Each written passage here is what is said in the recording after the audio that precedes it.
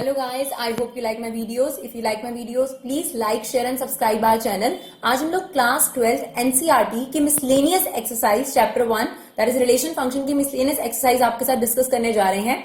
आज हम इसमें question number 6 to question number 10 डालेंगे एज हम लोग question number 1 to 5 already upload कर चुके हैं और जल्दी ही आपको रिमेनिंग क्वेश्चन मिल जाएंगे आपके एग्जाम से पहले. तो देखिए क्वेश्चन नंबर 6 में क्या कहता है, give an example of two function f जो कि नेचुरल नंबर से इंटीजर हो. दैट मीन्स उसमें डोमेन जो है, जो x की वैल्यूज डाली जाए वो नेचुरल नंबर हो और जो आंसर है वो कुछ भी निकल सकता है, इंटीजर भी निकल सकता है.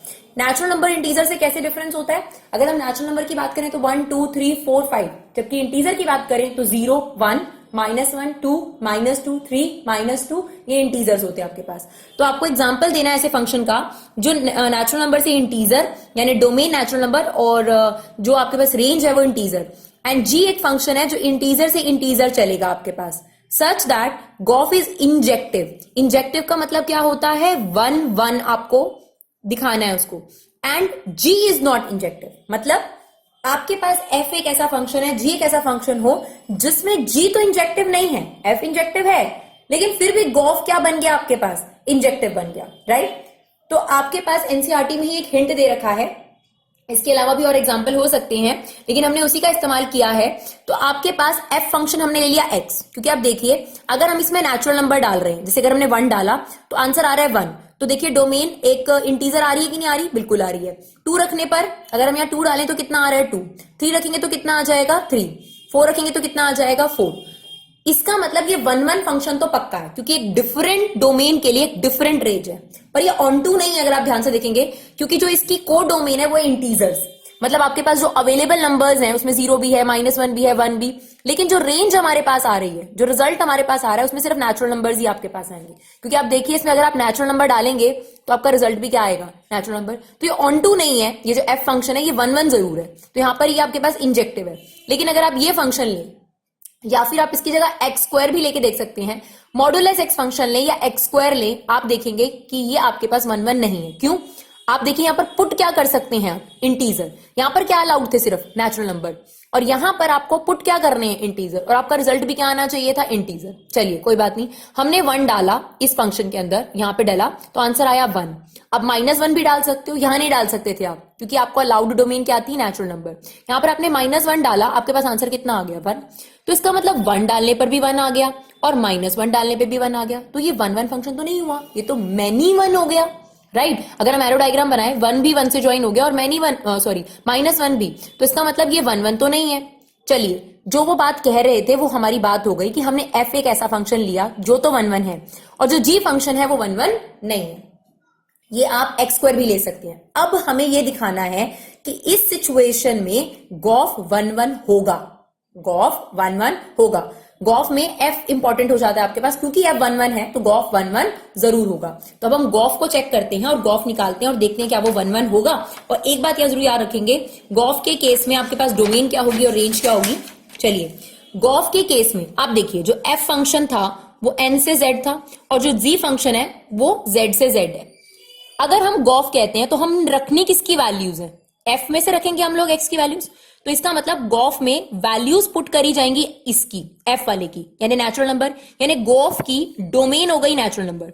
और जो आंसर निकल कर आएगा वो इससे निकल कर आएगा, यानी आप यहां पुट करेंगे ये आंसर आएगा, फिर ये वाली चीज आप यहां पुट करेंगे ये आंसर आएगा. इसी तरीके से होता है गॉफ अगर आप निकालते हो. तो इसका मतलब आपका जो गॉफ का आंसर होना चाहिए वो n से z बिलोंग करना चाहिए, यानी आप उसमें पुट नेचुरल नंबर कर सकते हैं बट आंसर क्या आने चाहिए? इंटीजर्स. तो यही हमने किया. इसका क्या मतलब होगा? g ऑफ fx, सॉरी इसका मतलब क्या हो गया? g of fx. अब आपके पास fx क्या है? fx आपको दे रखा था x, तो इसकी जगह क्या रख दिया हमने? x. Now g of x का क्या मतलब हुआ? g ऑफ x तो मॉडुलस x आ गया, राइट? तो गॉफ आपके पास मॉडुलस x आ गया, जो कि आपके पास क्या है? g. अब आप रख के देखिए. अब एक बात ध्यान रखिएगा, अब गॉफ के केस में आपके पास डोमेन नेचुरल नंबर अलाउड है. आप यहाँ इंटीजर नहीं रख सकते, नेचुरल नंबर अलाउड है आपके पास. तो आपने यहाँ 1 रखा तो आपका आंसर क्या आ जाएगा? 1. 2 रखा तो आपका आंसर क्या आ गया? 2. 3 रखा तो आपका आंसर क्या आ गया? 3. तो ये 1 1 आ रहा है कि नहीं आ रहा? Is it okay? तो इसका मतलब गॉफ यहां पर क्या प्रूव हो गया? 1 1. क्योंकि गॉफ में आपके पास स्टार्टिंग में इंटीजर नहीं रख सकते, क्योंकि जो डोमेन स्टार्ट होगी वो f की, और f की डोमेन क्या है? n. और जो आंसर आएगा वो g का आएगा, और g का आंसर क्या है आपके पास? रेंज क्या है? जेड। तो गॉफ की डोमेन रेंज एन से जेड हो गई। तो आप रख सकते हैं सिर्फ नेचुरल नंबर, तो हमने नेचुरल नंबर रखे और हमारे पास डिफरेंट नंबर्स ही आ रहे हैं। ऐसा नहीं हो रहा कि डिफरेंट नंबर रखने पर सेम आंसर आए। तो 1 रखने पे 1 आ रहा है, 2 रखने पे 2 आ रहा है और 3 रखने पर 3, और अगर हम कोई नेचुरल नंबर रखेंगे तो डिफरेंट नंबर ही आएगा। तो गॉफ यहां पर क्या प्रूव हो गया आपके पास 1 1। तो आई होप आपको एग्जाम्पल क्वेश्चन समझ में आया। Now the next one, question number 7, give example of two functions where function f is natural number to natural number and g is also natural number to natural number। इसका मतलब ये होता है कि आप उस फंक्शन में नेचुरल नंबर रखेंगे और आपका आंसर भी क्या आना चाहिए, नेचुरल नंबर, और यहां पर भी नेचुरल नंबर रखेंगे, आपका आंसर आना चाहिए natural number. Such that gof तो ऑन टू है बट एफ ऑन टू नहीं है, राइट? गॉफ ऑन टू है बट एफ ऑन टू नहीं है। क्लियर? तो हमने फिर से यहां से एनसीईआरटी का जो है हिंट लिया है। एनसीईआरटी में आपके पास एग्जांपल गिवन है एफ एक्स के, तो एफ एक्स आपको गिवन है x plus 1, let it be. क्योंकि अगर आप देखिए यहां पर अगर आप क्योंकि हमें ये दिखाना है कि एफ ऑन टू नहीं होना चाहिए, राइट? तो इस तरीके का आप एग्जाम्पल ले सकते हैं, एक्स प्लस 2 भी ले सकते हैं, एक्स माइनस 3 भी ले सकते हैं। तो इस तरीके से हम कोई भी एग्जाम्पल ले सकते हैं जिसमें आपके पास कुछ ना कुछ को डोमेन में छूट जाए। क्योंकि ऑन टू के लिए खासियत ये होती है कि ये सारे एलिमेंट रेंज ना बने। अगर हम यहाँ एक्स लेते तो फिर ये ऑन टू नहीं होता, क्योंकि जो आप एक्स रखेंगे वही वाई आएगा। एक्स प्लस 1 ले लो, एक्स प्लस 2 ले लो, कुछ भी ले लो इसकी जगह पर, x plus 2, x plus 3, x minus 1, कुछ भी ले सकते हो आप, राइट?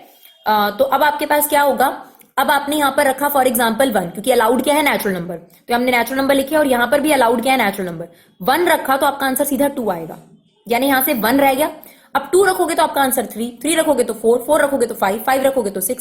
अब हमें नहीं पता काउंटिंग की एंडिंग कहां होती है, पर इतना कंफर्म हो गया कि आपके पास ये डिजिट छूट गया। और ऑन टू की एक खासियत होती है कि जो रेंज होनी चाहिए वो कोडोमेन के क्या होनी चाहिए, इक्वल, यानी इसके सारे एलिमेंट रेंज बनने चाहिए, जो कि नहीं बने। तो एफ यहां पर ऑन टू हो गया, यानी ये एग्जांपल ऐसा है जिसमें आपको ऑन टू बोला जा सकता है।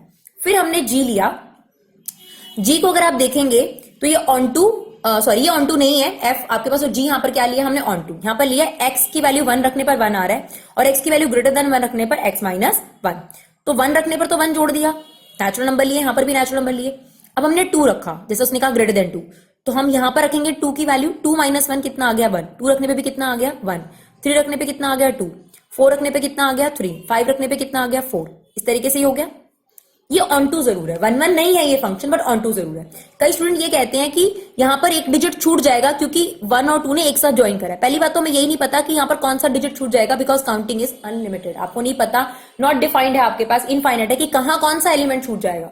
तो आप इस फंक्शन को क्या बोल सकते हैं, ऑन टू बोल सकते हैं। यहां पर एक एलिमेंट छूट गया था 1, पर नीचे के बारे में आप कुछ नहीं कह सकते, बट यहां क्लियर था आपके पास 1 छूट गया, तो ये ऑन टू नहीं है, लेकिन ये फंक्शन क्या है, ऑन टू है। अब हमें क्या प्रूव करके दिखाना है कि अगर एफ ऑन टू नहीं है, बेशक जी ऑन टू हो, एफ अगर ऑन टू नहीं है, फिर भी गॉफ क्या हो सकता है, ऑन टू।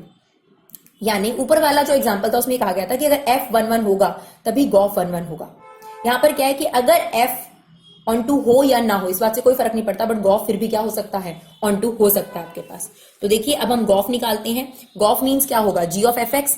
एफ एक्स क्या दिया हुआ है आपको, एक्स प्लस 1, इसकी जगह हमने ये रख दिया। अब हमारे पास जी फंक्शन जो है वो ये डिफाइंड है, राइट? उसमें हमने एक्स की जगह एक्स प्लस 1 रख दिया। जी फंक्शन आपको क्या डिफाइन है, जी फंक्शन आपको गिवन है एक्स माइनस 1 अगर एक्स की वैल्यू ग्रेटर देन 1 है, और 1 अगर एक्स की वैल्यू 1। तो यहां पर हम एक्स की वैल्यू रख देंगे एक्स प्लस 1। देख सकते हैं एक्स की जगह ये ले लेगा एक्स प्लस 1, तो यहां पर आ गया एक्स ग्रेटर देन 1 के लिए। और ये अब आप इसको चेक करिए, अब आपको पता है कि गॉफ नेचुरल नंबर से नेचुरल नंबर हो जाएगा, राइट? क्योंकि जो एफ फंक्शन था वो एन से एन है और जो जी फंक्शन है वो एन से एन है। तो डोमेन इसकी और रेंज ये, यहां पर पहुंचना है हमें गॉफ में, राइट? क्योंकि स्टार्ट गॉफ बोलते जरूर है, लेकिन एफ से आप जी पर जाते हो, तो एफ से जी पर। तो आपके पास natural number to natural number आपका आंसर आना चाहिए। अब हमने रखा नेचुरल नंबर, लाइक हमने यहां रखा 1, 1 रखने पर तो उसने क्लियर कर दिया 1 आना चाहिए। फिर हमने रखा 2, ग्रेटर देन 1 हो गया। अगर हमने 2 रखा तो गॉफ हमें आंसर क्या देगा, एक्स, राइट? तो 2 रखा तो 2 आ गया, 3 रखा तो 3 आ गया, 4 रखा तो 4 आ गया। अब यहां पर जितनी भी एलिमेंट थे वो सारे के सारे क्या हो जाएंगे, एग्जॉस्ट हो जाएंगे। इसका मतलब गॉफ यहां पर क्या प्रूव हो गया, ऑन टू प्रूव हो गया आपके पास। I hope it's clear. Now next one, given a non empty set X, ठीक है, consider P X which is a set of all subset of X. पहले तो आपके पास एक सेट है एक्स, कुछ भी ले लीजिएगा उसको एग्जाम्पल समझने के लिए, और फिर power of set. Power of set क्या होता है, 11th क्लास में आपने पढ़ा था, किसी भी सेट के जब सबसेट बनाए जाते हैं और उसे एक सेट में डाला जाता है, उस सेट को बुलाते हैं power set, right? Define the relation, और आपको रिलेशन ऐसे डिफाइन करा हुआ है, for subset A B in P of x, जो ए बी सेट है मान लो पी ऑफ एक्स के अंदर, A related to B if and only if A is subset to B. यानी रिलेशन ये होगा कि जो भी आप सेट ले रहे हो ए सबसेट होगा बी का। तो आपको बताना है क्या ये रिलेशन इक्विवेलेंस है या नहीं है, और इक्विवेलेंस होने के लिए सिमेट्रिक, ट्रांजिटिव और रिफ्लेक्सिव तीनों होना बहुत जरूरी है। तो चलिए देखते हैं इसको एक एग्जांपल के थ्रू, जस्टिफाई भी करना है हमें, तो जस्टिफाई करने के लिए एग्जांपल सबसे बेस्ट रहता है। तो मैंने एक सेट ले लिया 1 2 3 और फिर मैंने उसके सबसेट्स भी बना लिए। तो इसका सबसे पहला सबसेट होगा 5 और ये खुद भी अपना सबसेट होगा। एक बात ध्यान रखिएगा, हर सेट का खुद एक सबसेट भी होता है, मतलब वो खुद भी अपना सबसेट होता है, ठीक है। तो 5 और वो खुद, ये तो पक्का कंफर्म होता है। फिर 1, इससे छोटा सेट है, सबसेट मतलब होता है छोटा सेट। 2 3 1 2 1 3 2 3 1 2 3, तो ये सारे सबसेट्स हो गए। अब आपको जो कार्टेशियन प्रोडक्ट लेना है वो पावर ऑफ एक्स का पावर ऑफ एक्स के साथ ही लेना है। जब आप लेंगे तो 5 का 5 के साथ, 5 का 1 के साथ, 5 का 2 के साथ, 5 का 3 के साथ, फिर ये वाले सेट का इस सेट के साथ, ये वाले सेट का इसके साथ, इसके साथ, इसके साथ, ये सब आप लेंगे। तो मैंने यहाँ कार्टेशियन प्रोडक्ट थोड़ा सा शो किया है, राइट। अब बात करते हैं कि रिलेशन में कौन कौन से एलिमेंट मिलेंगे। तो देखिए 5, 5 रिलेशन में मिल जाएगा, 5, 5 रिलेशन में मिल जाएगा। 1 और ये जो आप ये सेट देख रहे हैं बिल्कुल सेम, यानी ए बी बी सी सी, अगर हम इन सेट को नेम दे दें, this is set A B C D E F G, तो आपको ए जरूर मिलेगा, क्योंकि अगर आप यहां पर कार्टेशियन प्रोडक्ट निकालेंगे, मान लीजिए ए बी सी डी ई ऐसे करके बहुत सारे सेट हैं, अगर आप कार्टेशियन प्रोडक्ट निकालेंगे तो ए का ए के साथ, ए का बी के साथ, ए का सी के साथ, ए का डी के साथ, ऐसे ही बी का ए के साथ, बी का बी के साथ, बी का सी के साथ। और क्योंकि सेट, हर सेट अपना क्या होता है, सबसेट होता है, तो ए बी सी सी आपको रिलेशन में मिलेंगे। ए बी सी डी आपको रिलेशन में जरूर मिलेंगे। और अगर ऐसा है तो आपके पास रिलेशन क्या हो गया, रिफ्लेक्सिव हो गया, ठीक है। चलिए अब अगर आप ये कहते हैं कि एग्जांपल ले लेते हैं यहां पर, जैसे मान लिए कि ए जो है वो सबसेट है ई का, ये आपको रिलेशन में मिल रहा है ए ई, रिलेशन में तो पक्का मिलेगा ए ए सबसेट है ई का। बट क्या कन्वर्स पॉसिबल है, ई ए मिलेगा? नहीं, क्योंकि ई सबसेट नहीं है ए का, ई तो बड़ा है ए से। तो इसका मतलब ये ट्रांजिटिव नहीं हो सकता, क्योंकि आप देखिए दिस इज पॉसिबल, ये हो सकता है रिलेशन में, क्योंकि ये रिलेशन में इसलिए होगा बिकॉज ये जो सेट है ये इस सेट का क्या है, सबसेट है, बिल्कुल है, लेकिन ये रिवर्स पॉसिबल नहीं है, this is not subset of this, right. तो इसका मतलब ये मिल रहा है लेकिन ये नहीं मिल रहा, ए बी मिल रहा है, बी ए नहीं मिल रहा, तो रिलेशन सिमेट्रिक नहीं है। वैसे तो हमें आगे जाने की जरूरत नहीं है, क्योंकि हमें यही शो करना है कि इक्विवेलेंस है या नहीं है। तो जब सिमेट्रिक नहीं है तो ये इक्विवेलेंस रिलेशन नहीं है, पर फिर भी हमने आपको ट्रांजिटिव करके दिखाया है। यहां पर देखिए ये वाला सेट इसका सबसेट है, बिल्कुल सही है, ये वाला सेट इसका सबसेट है, ये भी हमें मिल जाएगा, बिल्कुल। तो हमें ये प्रूव करना है क्या ये सबसेट है इसका, बिल्कुल। अगर ए सबसेट होता है बी का, बी सबसेट होता है सी का, तो ए पक्का सबसेट होता है सी का, यानी ये रिलेशन ट्रांजिटिव जरूर है। बट क्योंकि इसमें से एक सिमेट्रिक नहीं हो पाया तो हम इसे नहीं कह सकते कि ये रिलेशन आपके पास इक्विवेलेंस रिलेशन होगा। Now question number 9, consider a non empty set x. Non empty मतलब खाली नहीं है, कुछ ना कुछ एलिमेंट है उसके अंदर। Consider the binary operation P of x resultant P of x. क्या मतलब होता है इस लाइन का? इस लाइन का ये मतलब होता है एक्स एक सेट होगा, सबसे पहले आपको पावर सेट बनाना पड़ेगा, फिर आप पहला एलिमेंट पावर सेट में से लोगे, दूसरा एलिमेंट भी पावर सेट में से लोगे, उस पे बाइनरी लगाओगे जो आपको यहां डिफाइन कर रखी है। ये डिफाइन कर रखी है आपको बाइनरी कि A binary B is A intersection B, मतलब आपने पहला सेट उठाया इसमें से, दूसरा सेट भी इसी में से उठाया और उस पर ये बाइनरी लगाई, और जो रिजल्ट आना चाहिए वो पी ऑफ एक्स में से आना चाहिए। अगर ऐसा होता है तो बाइनरी डिफाइन होगी, नहीं तो नहीं होगी। यहां पर बाइनरी डिफाइन कर रखी है A binary B for every A, इसका कोई खास यूज नहीं है। ए बाइनरी बी मतलब ए इंटरसेक्शन बी, ठीक है। B in P X, B भी कहां से लिया गया है, पी एक्स से लिया गया है, और ए भी कहां से लिया गया है, पी एक्स से लिया गया है। Where P X is the power set of A, show that X is identity element for this operation. हमें ये भी शो करना है कि एक्स आइडेंटिटी एलिमेंट है, and x is the only invertible element in p of x with respect to the operation binary। चलिए तो सबसे पहले हमें तो यही प्रूव करना है कि ये बाइनरी है या नहीं है, ठीक है। तो हमने क्या किया, फिर से वही एग्जांपल लिया, हमने एक सेट x ले लिया 1 2 3 और फिर उसका पावर सेट बना लिया, उनको नेम दे दिए a b c d, 5 को छोड़कर क्योंकि 5 को इग्नोर कर लेते हैं हम अभी। ABCDEF सेट दे दिया हमने नाम।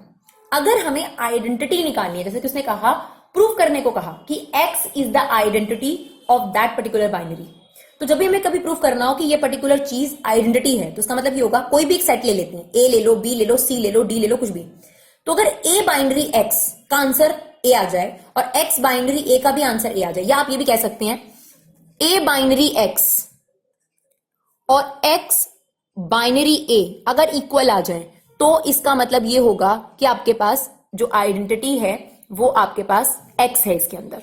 क्लियर है मेरी बात? इसके लिए हमने एक एग्जांपल लिया, C का बाइनरी लिया X सेट के साथ। C कौन सा है इसमें, ये देख सकते हैं आप, ये, और बाइनरी डिफाइन करी गई है इंटरसेक्शन। A बाइनरी B आपको क्या बताया गया है, इज A इंटरसेक्शन B। तो इन दोनों में इंटरसेक्शन करेंगे तो क्या आ जाएगा, C सेट आ जाएगा आपके पास।